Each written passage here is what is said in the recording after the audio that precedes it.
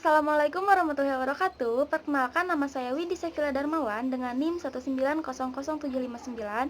Nah, di kesempatan kali ini saya akan menjelaskan tentang artikel yang saya buat dengan judul Pengaruh Game Online Terhadap Minat Belajar Siswa. Nah, mengapa saya mengambil judul tersebut? Karena di zaman sekarang banyak sekali siswa SD, SMP, maupun SMA yang sering bermain game online sehingga melupakan kewajiban mereka sebagai pelajar. Nah, game yang banyak diminati ini bisa dimainkan oleh siapapun, kapanpun, dan dimanapun. Semua orang berkesempatan untuk memainkan game jenis ini.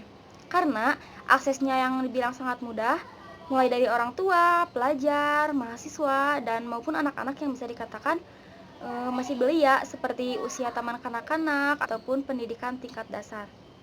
Tapi sejauh ini, game online paling banyak dimainkan oleh remaja laki-laki, sisanya adalah semua golongan dan semua umur memainkan game online ini. Fokus penelitian yang saya ambil, yang pertama, pengaruh game online terhadap prestasi siswa, yang kedua, peran serta perhatian orang tua siswa akan adanya pengaruh game online terhadap prestasi belajar siswa. Yang ketiga, pengendalian penggunaan game online di kalangan siswa agar tidak berpengaruh terhadap prestasi belajar. Nah, adapun tujuan penelitian yang saya buat, yang pertama, mengetahui mengapa game online mempengaruhi prestasi siswa. Yang kedua, mengetahui peran serta perhatian orang tua siswa akan adanya pengaruh game online terhadap prestasi belajar siswa. Yang ketiga, mengetahui cara pengendalian penggunaan game online di kalangan siswa agar tidak berpengaruh terhadap prestasi belajar. Nah, lalu hasil dari penelitian ini memberikan manfaat. Yang pertama, meningkatkan prestasi belajar siswa. Yang kedua, meningkatkan motivasi belajar siswa. Yang ketiga, selektif dalam menerima budaya asing bagi guru diharapkan. Yang pertama, dapat digunakan sebagai referensi untuk menemukan metode belajar baru yang efektif.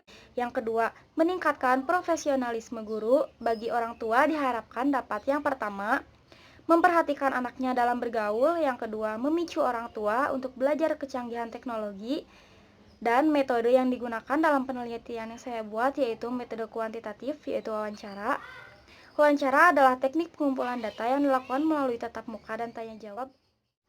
Nah, lalu sejarah game online permainan daring dimulai sejak tahun 1969, ketika permainan untuk dua orang dikembangkan dengan tujuan untuk pendidikan. Kemudian pada awal tahun 1970, sebuah sistem dengan kemampuan time sharing yang disebut Plato diciptakan untuk memudahkan siswa belajar secara online, di mana beberapa pengguna dapat mengakses komputer secara bersamaan menurut waktu yang diperlukan.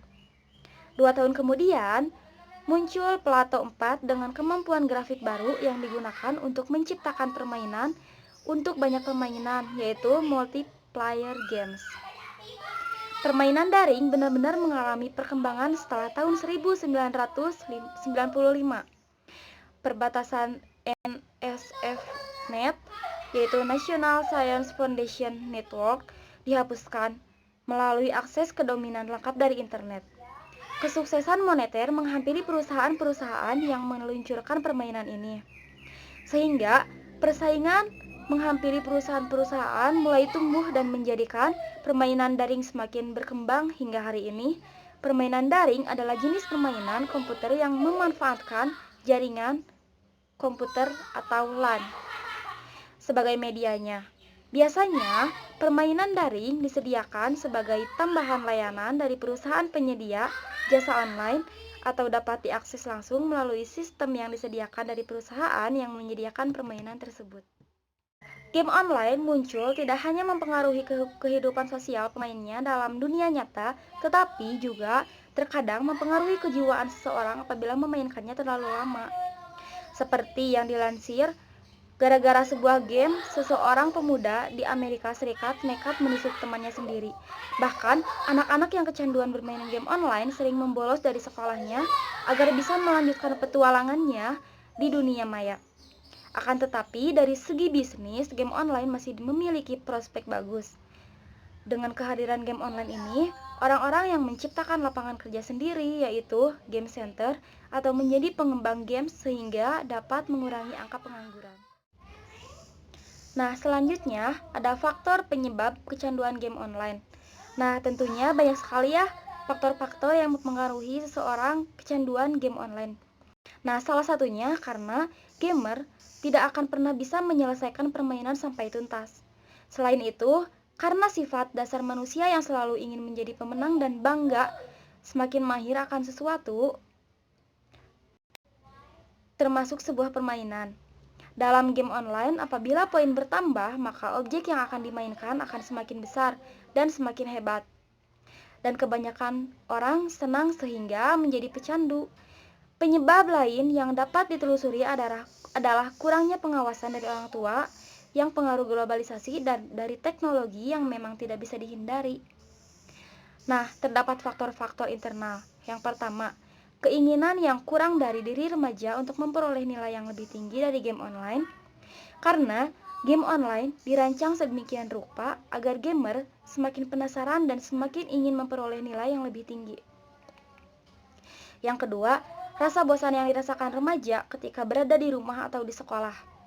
Nah, yang ketiga, ketidaknyamanan mengatur prioritas untuk mengerjakan aktivitas penting lainnya juga menjadi penyebab timbulnya adiksi terhadap permainan game online.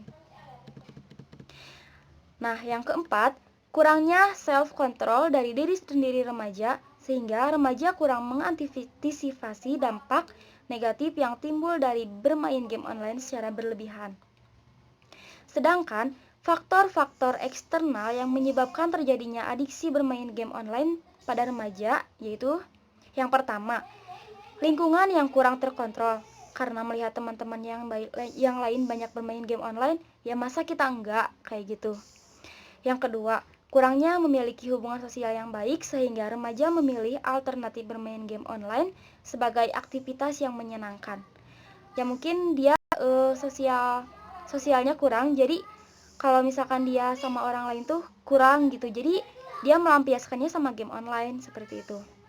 Nah, yang ketiga, harapan orang tua yang melambung terhadap anaknya untuk mengikuti berbagai kegiatan seperti kursus atau les, sehingga kebutuhan primer anak seperti kebersamaan, bermain dengan keluarga itu terlupakan, ya karena tadi harapan orang tua itu yang membuat anaknya serasa tertekan. Lalu ada gejala kecanduan game online. Yang pertama, lebih banyak menghabiskan waktu bermain game pada jam-jam di luar sekolah. Yang kedua, tertidur di sekolah karena malamnya begadang. Jadi pas ke sekolah dia ngantuk kayak gitu. Lalu yang ketiga, sering melalaikan tugas, ya karena itu tadi dia keseringan bermain game online sehingga dia melupakan tugas-tugasnya yang di sekolah. Lalu yang keempat, nilai di sekolah rendah. Yang kelima, berbohong soal berapa lama waktu yang sudah dihabiskan untuk ngegame ke orang tuanya. Yang keenam, lebih memilih bermain game daripada bermain dengan teman. Karena mungkin menurut dia game lebih asik kali ya daripada teman-temannya. Lalu, menjauhkan diri dari kelompok sosial yang tadi dijelaskan. Yang kedelapan, merasa cemas dan mudah marah jika tidak ngegame. Seperti itu. Nah, selain itu, adapun gejala-gejala fisik yang menimpa seseorang yang kecanduan game. Yang pertama, mengalami gangguan tidur, insomnia. Dia sangat susah buat tidur teratur. Paling dia bisa tidur misalkan jam 10 baru tidur. Itu kan nggak teratur ya. Atau mungkin nggak tidur sama sekali sampai subuh. Nah, yang kedua, sakit pinggang atau nyeri leher. Karena dia posisinya begitu-begitu terus, makanya sakit leher ataupun sakit pinggang. Yang ketiga, sakit kepala. Itu udah jelas ya, karena kalau misalkan lihat gadget terus, kita juga pasti sakit kepala.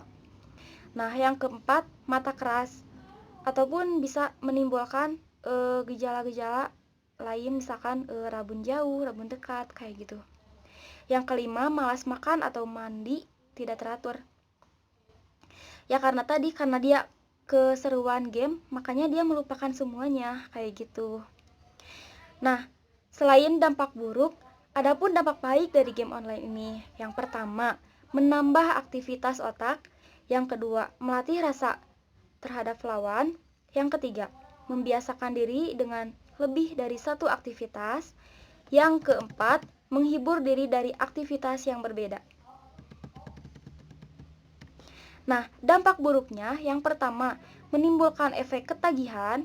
Yang kedua, kehidupan real menjadi berantakan. Yang ketiga, membuat orang bodoh. Lalu, upaya pelajar dalam menghentikan kecanduan game online yang berlebihan yang pertama, menyibukkan diri dengan hal-hal baru, contohnya seperti membuat janji dengan teman untuk mengadakan suatu acara. Itu kan lebih bermanfaat ya daripada game online.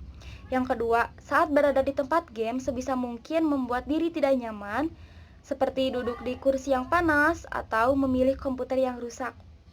Yang ketiga, saat ingin bermain game, sebaiknya mengatakan hal ini kepada orang yang dirasa paling dekat, sehingga orang itu dapat melarang agar tidak bermain game.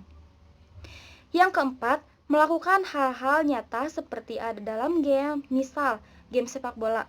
Pemain lebih memilih langsung bermain sepak bola daripada bermain game di gadget. Nah, kesimpulan dari artikel yang saya buat adalah kemajuan teknologi memang tidak dapat dihindari, apalagi dicegah. Kita harus mengenalnya jika tidak mau tertinggal zaman. Tetapi kita juga tidak boleh terbawa arus. Banyak sekali dampak perkembangan zaman bagi kita, seperti dampak-dampak game online yang tadi saya sudah jelaskan ya, karena mungkin game online ini sangat berpengaruh terhadap prestasi belajar siswa. Mungkin mereka di rumah bermain game online, tapi mereka di sekolah malah tertidur kayak gitu karena semalamnya begadang. Bila kita ingat waktu dan dapat membatasi diri, tentu saja selain mendapat kehiburan juga akan mendapat ilmu pengetahuan dari game online. Nah, game online juga ada manfaatnya selain berpengaruh negatif, tapi game online juga bisa menjadikan hiburan. Tapi gak boleh sering-sering kayak gitu. Kalau misalkan kita lagi penat, boleh bermain game online. Nah, sedangkan jika kita berlarut dalam kesenangan tanpa memikirkan dampak buruknya, maka kita akan terlena oleh dunia maya yang melupakan dunia nyata. Apalagi bagi siswa yang kewajibannya adalah belajar dan mencari ilmu, akan terganggu, dapat menghancurkan masa depan para generasi muda, generasi penerus bangsa. Banyak cara agar kita dapat menghindari dampak buruk game online. Seperti dengan mengikuti kegiatan sekolah kayak ekskul kayak gitu, terus lomba-lomba mungkin. Lalu mendekatkan diri kepada Allah dan peran serta orang tua dalam mengawasi anaknya. Karena guru kita pertama adalah orang tua, guru kita di rumah juga adalah orang tua. Seenggaknya orang tua dapat mengawasi anaknya dan menegur anaknya jika anak itu bermain secara berlebihan, seperti itu. Nah, pengaruh negatif game online telah meluas, sehingga pengaruh tersebut harus dihindari. Untuk menghindari pengaruh negatif game online, yang pertama, mengatur kegiatan sehari-hari untuk menghindari keseringan bermain game online. Seperti tadi, mungkin bermain sama teman-temannya, mengerjakan pekerjaan rumah. Nah, yang kedua, mengurangi waktu bermain game untuk menghindari kecanduan dan adiksi untuk bermain game. Nah, yang ketiga, menggunakan waktu luang untuk melakukan kegiatan-kegiatan positif seperti membantu orang tua, belajar, dan lain-lain. Mungkin itu lebih bermanfaat ya, apalagi membantu orang tua beribadah, seperti itu. Mungkin segitu saja penjelasan dari saya, semoga bermanfaat dan mohon maaf apabila banyak kesalahan. Wassalamualaikum warahmatullahi wabarakatuh.